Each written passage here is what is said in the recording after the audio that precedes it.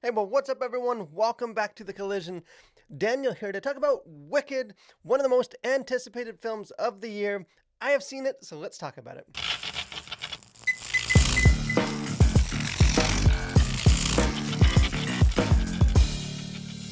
Well, start clicking those ruby shoes together because it is time to head back to the wonderful world of Oz. Beginning as a novel, I think back in 1995 by Gregor Maguire, Wicked, kind of a revisionist origin story of the Wicked Witch of the West, has been defying gravity to reach even greater heights as a smash hit Broadway musical, and now kind of boasting a very all-star cast and just a quiver full of earworm songs. The long-awaited kind of film adaptation is poised to become one of the most popular films of the year.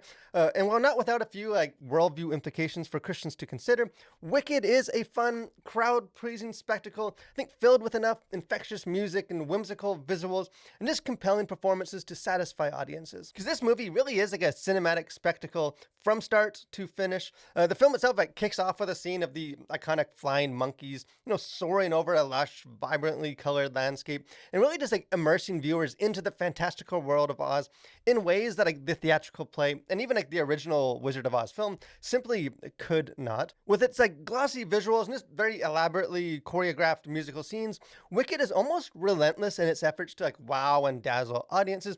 Honestly, almost to the point of exhaustion. I think under other circumstances, such copious use of good but not spectacular digital effects and kind of just razzle dazzle spectacle might have rung more hollow. But I do think it fits within sort of the framework of this film's very playful fairy tale aesthetic. And as a musical, obviously this needs some show-stopping, singing and dancing. And I think, at least for the most part, the film does deliver on its promise. Obviously, the songs are already proven hits that have had listeners dancing through life for years. I think both Cynthia Erivo and Ariana Grande both have the musical prowess to do them justice.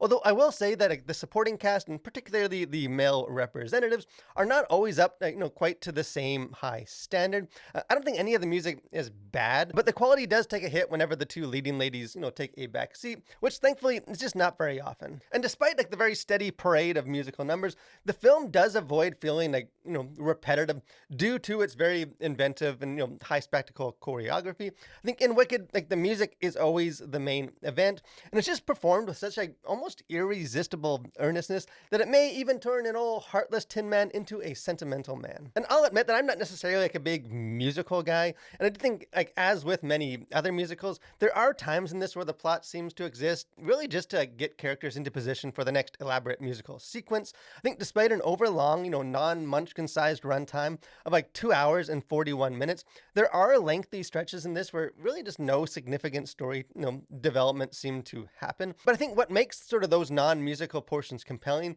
is the relational dynamic between Elphaba, who's played by Cynthia Erivo, and Glinda, played by Ariana Grande. They may sing "I Am Not That Girl," but I think their performances prove otherwise, because the two just have fantastic chemistry together, and really that unexpected friendship between them just infuses the story with a ton of heart. And Erivo is, she's excellent as Elphaba, the future, wicked witch.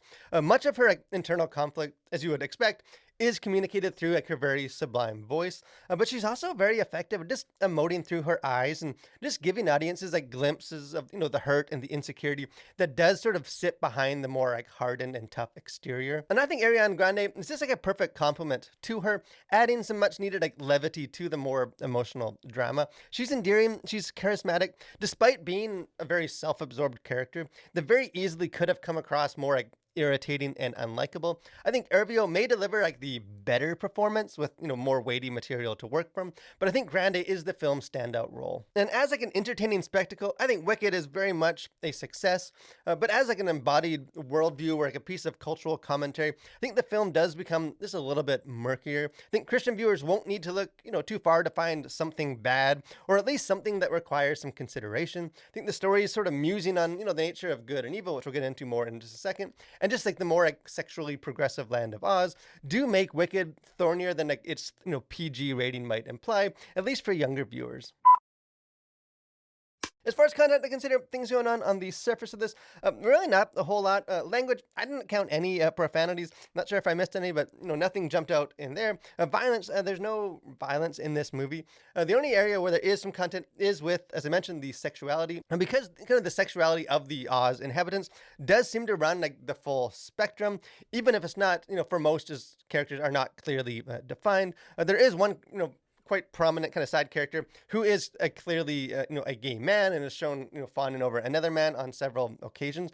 And beyond that, like many of this, like the background characters are implied to be gay or bisexual, and just given like the frantic action and like this sprawling number of extras, like particularly through the musical sequences, I wasn't able to tell on my viewing if there were any like trans characters included as well. Although like given just the overall aesthetic and just the approach to sexuality, there very well may have been. Kind of the only other things for that is there is a scene where a married woman is shown to have an affair with another man. They're shown kind of like flirting through song and kind of grasping at each other, and which ultimately results in the birth of a child. The only other kind of content things that jumped out to me, there's a character that drinks some very ambiguous like green elixir, which seems to be some sort of intoxicating substance.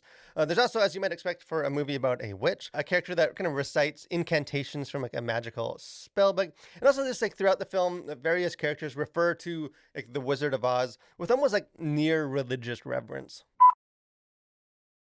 As far as themes, worldview, things that's going on beneath the surface of this, no one mourns the wicked, but Wicked as a movie does explore like sweeping themes just about good and evil, and questions like if anyone is truly wicked at all. Because in like the movie's opening scene, Glinda, the Good Witch, poses the question directly, saying, "Are people born wicked, or do they have wickedness thrust upon them?" And kind of like implied in that philosophical quandary is the question of just like moral responsibility. Is each individual accountable for their actions, or are we merely like passive participants that are shaped by the cultural influences that are out of our control? And obviously, like the movie is this central narrative exercise, which is to recontextualize an iconic villain as a sympathetic protagonist. I think leaves little like ambiguity about its ultimate answer to that question, because Elphaba may be destined to like become perceived as the Wicked Witch of the West, but Wicked as a movie suggests that it is more like prejudice or discrimination or social class that are like to blame for her downfall. Because according to Wicked, like, individuals are fundamentally good, but society is like an evil, corrupting force, and thus like to push back against evil requires more like broad social change rather than it does more like individual introspection. And in many ways, I think Wicked is very much like a product of its time. I think it's not hard to spot more elements of just contemporary conversations or debates that are reflected in its like people are good, society is bad framework, whether that's like hints of critical race theory or just social binaries of like oppressed oppressors or privileged or disadvantaged. And even like the students at Shiz University, which is like the setting for most of this film, are largely, almost exclusively at times, defined by categorizations that fall within those binaries, such as like skin color or physical disabilities or body type or sexual orientation. And just like biblically speaking, like the answer to the culpability of evil is equally clear. Romans 3:23 says, "For all have sinned and fallen short of the glory of God." And that doesn't mean that social structures and institutions never need reform, but I think Scripture answers Glinda's question fairly emphatically that people are indeed born evil. Even Jesus in Mark 10:18, says, "Nobody is good but God alone." Social change may be called for, but such change will never lead to true salvation. But despite like deviating, I think, from biblical truth at that like base level, I think Wicked is still a timely reminder that to some extent people are indeed products of their upbringing, of their surroundings. I think simple and hasty, labels such as Wicked Witch are easy to adopt, but they just never tell the full story. I think Wicked is very much like a call to action, to love, and to accept the outcasts, particularly those that appear like outwardly different than us. I think that is a message that all Christians can affirm. So in the end, I think this living up to the very immense hype and just, lofty legacy of the beloved Broadway play is a daunting task, but at least to me, Wicked manages to hit all the right notes. I think this is easily one of the best musicals in years, and I suspect will be, that fans of the stage play will be equally satisfied. And despite being only like part one of a larger two-part story and ending on a very dramatic cliffhanger, at least for me, Wicked doesn't feel like it cheats audiences out of a full meal. I think it ends with a satisfying conclusion that will send audiences into a year-long intermission happy, even as they grow their anticipation for, next year's conclusion. I think Christian viewers looking for, a worldview that perfectly aligns with their own on every point probably need to look beyond the borders of Oz, but audiences just with a hunger for some fun fairy tale, action and, enjoyable music should find everything they're looking for here. But hey, I would love to hear what you guys think. If, you're a big fan of the musical, or hey, you're a wicked newbie coming at this fresh.